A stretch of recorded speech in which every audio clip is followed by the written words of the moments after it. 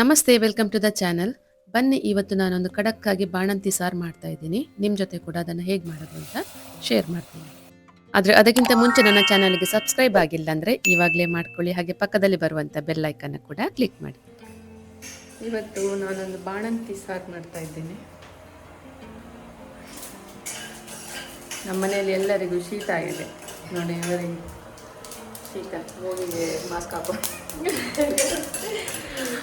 ಅದಕ್ಕೆ ಇವತ್ತು ನಾವು ಒಂದು ಖಡಕ್ ಸಾರು ಮಾಡುವಂಥ ಬಾಣಂತಿ ಸಾರು ನೋಡುವ ಹೇಗೆ ಮಾಡೋದು ಅಂತ ನಿಮ್ಮ ಜೊತೆ ಶೇರ್ ಮಾಡ್ತೇನೆ. ಫಸ್ಟಿಗೆ ಇದಕ್ಕೆ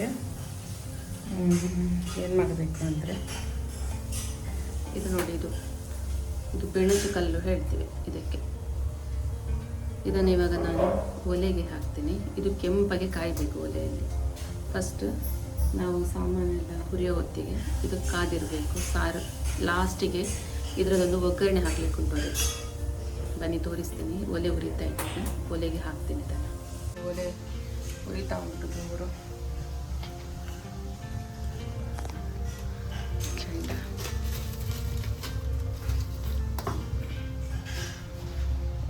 ಕಲ್ಲು ನಾನು ಒಲೆಗೆ ಹಾಕ್ತೇನೆ.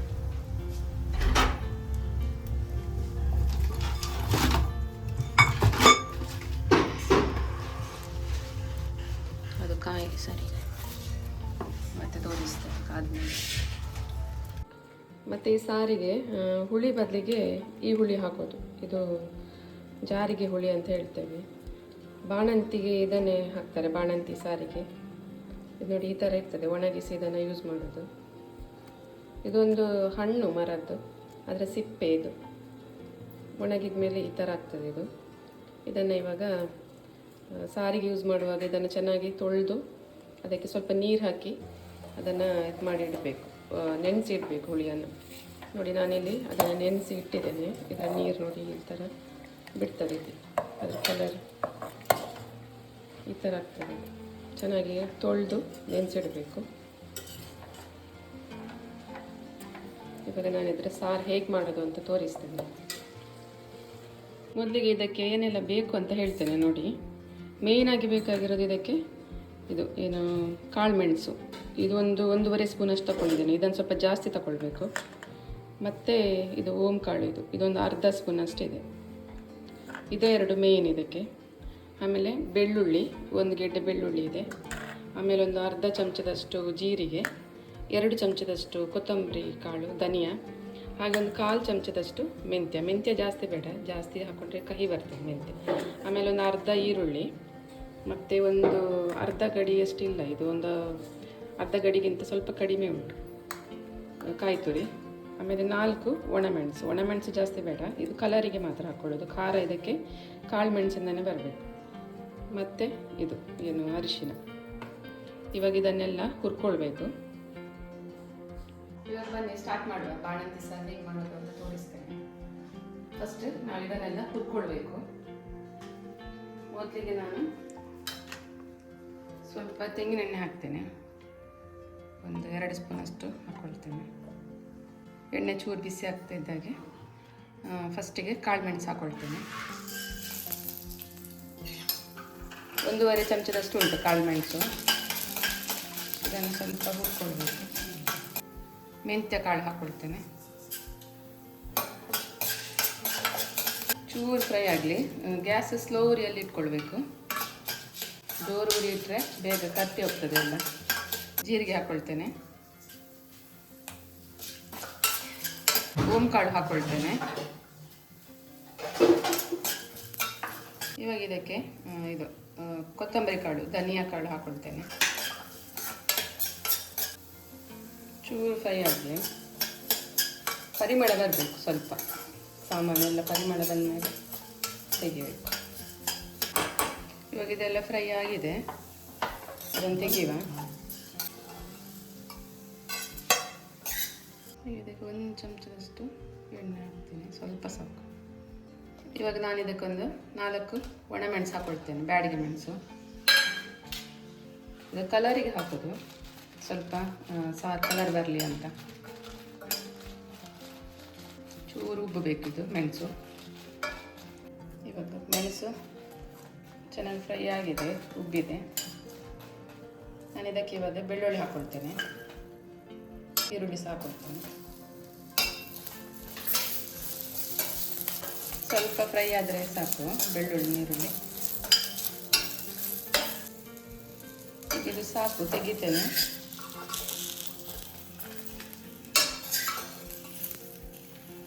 ಇವಾಗ ಇದೇ ಬಾಣಲೆಗೆ ನಾನು ಕಾಯಿ ತುರಿ ಹಾಕ್ಕೊಳ್ತೇನೆ.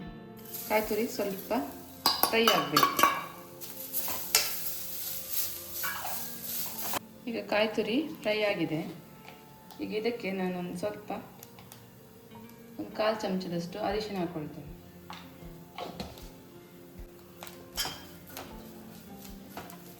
ಇವಾಗ ಆಗಿದೆ. ನಾವು ಹುರ್ಕೊಳ್ಳೋಂಥ ಸಾಮಾನನ್ನೆಲ್ಲ ಇದಕ್ಕೇ ಹಾಕ್ಕೊಳ್ತೇನೆ. ಒಂದು ಸರ್ತಿ ಕಾಯಿ ತುರಿ ಜೊತೆಗೇ ಎಲ್ಲ ಮಿಕ್ಸ್ ಆಗಲಿ. ಈಗ ಗ್ಯಾಸನ್ನು ಆಫ್ ಮಾಡ್ತೇನೆ. ಇದು ಸ್ವಲ್ಪ ತಣ್ಣಗಾದ ನಂತರ ಇದನ್ನು ಫೈನಾಗಿ ರುಬ್ಕೊಳ್ಬೇಕು. ಈಗ ಇದು ತಣ್ಣಗಾಗಿದೆ. ಇದನ್ನು ಇವಾಗ ನಾನು ಮಿಕ್ಸಿಗೆ ಹಾಕ್ಕೊಳ್ತಾ ಇದ್ದೀನಿ. ಇದಕ್ಕೆ ನಾವು ನೆನೆಸಿಟ್ಟಂಥ ಜಾರಿಗೆ ಹುಳಿ ಉಂಟಲ್ಲ, ಇದರದ್ದು ಸಿಪ್ಪೆ ಹಾಕಲಿಕ್ಕಿಲ್ಲ, ಬರೀ ನೀರು ಮಾತ್ರ. ನಮಗೆ ಲೋಟದಷ್ಟು ಹಾಕ್ಕೊಳ್ತೇನೆ.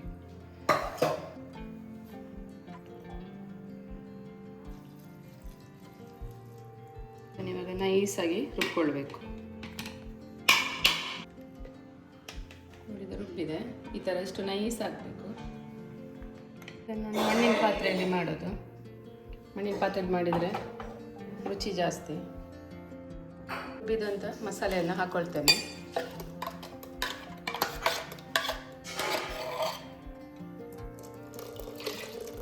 ತೆಳು ನೋಡಿಕೊಂಡು ಮಾಡಬೇಕು. ಇದು ಜಾಸ್ತಿ ದಪ್ಪ ಕೂಡ ಒಳ್ಳೆ ಆಗೋದಿಲ್ಲ. ನೀರಾಗಿದ್ದರೆ ಇದನ್ನು ಲೋಟಕ್ಕೆ ಹಾಕಿ ಕೂಡ ಕುಡಿಬೋದು. ಇಷ್ಟು ದಪ್ಪ ಉಂಟಿದು. ಸ್ವಲ್ಪ ನೀರು ಹಾಕ್ತೇನೆ.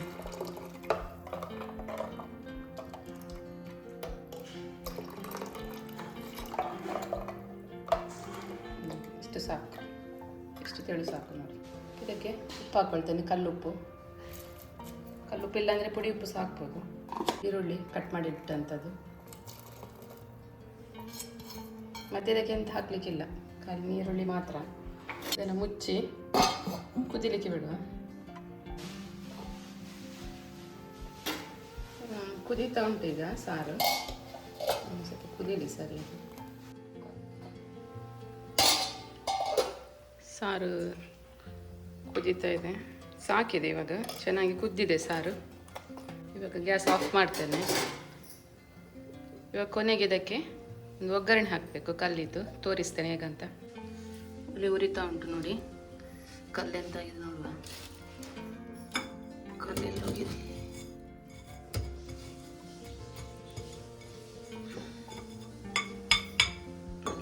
ಕಾಣ್ತಾ ಉಂಟ ಕಲ್ಲು? ಕೆಂಪಾಗಿದೆ ನೋಡಿ.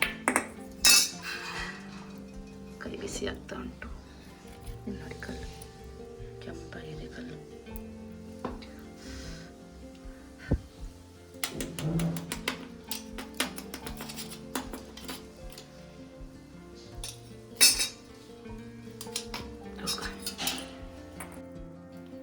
ಮತ್ತು ಸೌಟಿಗೆ ಈ ಥರ ಬೆಳ್ಳುಳ್ಳಿ ಹಾಕ್ಕೊಳ್ಬೇಕು. ಬೆಳ್ಳುಳ್ಳಿ ಹಾಕ್ಕೊಂಡು ಇದು ಕರಿಬೇವು ಸೊಪ್ಪು ಹಾಕ್ಕೊಳ್ತೇನೆ. ಇದಕ್ಕೆ ಸ್ವಲ್ಪ ಸಾಸಿವೆ, ಹೀಗೆ ಕಲ್ಲು ಇದಕ್ಕೆ ಇಡುವುದು. ತೆಂಗಿನ ಎಣ್ಣೆ ಇದರ ಮೇಲೆ ಹಾಕೋದು, ಕಲ್ಲಿನ ಮೇಲೆ, ಬಿಸಿ ಕಲ್ಲಿನ ಮೇಲೆ.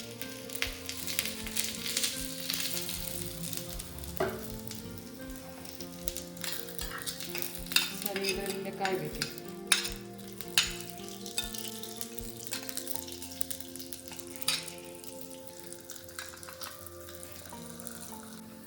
ಈ ಥರ ಸರಿ ಕಾಯಬೇಕಿದೆ ಬೆಳ್ಳುಳ್ಳಿ. ಇವಾಗ ನಾನು ಇದರ ಒಳಗೆ ಹಾಕ್ತೇನೆ. ಎಲ್ಲ ಹಾಕಬೇಕು. ಕಲ್ಲು ಉಂಟಲ್ಲ, ಎಲ್ಲ ಜಾಗ್ರತೆಗೆ ಹಾಕಬೇಕು. ಬಿತ್ತಾ ಇರ್ತದೆ ನೋಡಿ ಒಳಗೆ ಅಂತ ಕಲ್ಲು ಬಿಸಿಗೆ. ಇವಾಗ ಬಾಣಂತಿ ಸಾರು ರೆಡಿಯಾಗಿದೆ ನೋಡಿ. ಇಲ್ಲಿ ಬಾಣಂತಿ ಸಾರು ರೆಡಿಯಾಗಿದೆ. ನೋಡಿದ್ರಲ್ಲ ಬಾಣಂತಿ ಸಾರು ಹೇಗೆ ಮಾಡೋದಂತ. ಇದು ಬಾಣಂತಿ ಅಲ್ಲದೆ ಯಾರು ಬೇಕಾದರೂ ಶೀತ ನೆಗಡಿ ಆದಾಗ ಮಾಡಿಕೊಂಡು ತಿನ್ಬೋದು. ತುಂಬಾ ಚೆನ್ನಾಗಿರುತ್ತೆ. ಕಲ್ಲಿನ ಒಗ್ಗರಣೆ ಕೊಡೋದ್ರಿಂದ ಟೇಸ್ಟ್ ಕೂಡ ತುಂಬ ಡಿಫ್ರೆಂಟ್ ಆಗಿರುತ್ತೆ. ಇದೇ ಥರದ ಅಡುಗೆಗಳಿಗಾಗಿ ಹಾಗೆ ಇನ್ನಷ್ಟು ಹೊಸ ವೀಡಿಯೋಸ್ಗಾಗಿ ನನ್ನ ಚಾನಲನ್ನು ಸಬ್ಸ್ಕ್ರೈಬ್ ಮಾಡಿ. ಹಾಗೆ ರೆಸಿಪಿ ಇಷ್ಟ ಆಗಿದ್ದರೆ ಲೈಕ್ ಮಾಡಿ, ಹಾಗೆ ಶೇರ್ ಮಾಡಿ, ಮತ್ತಷ್ಟು ಸಪೋರ್ಟ್ ಮಾಡಿ.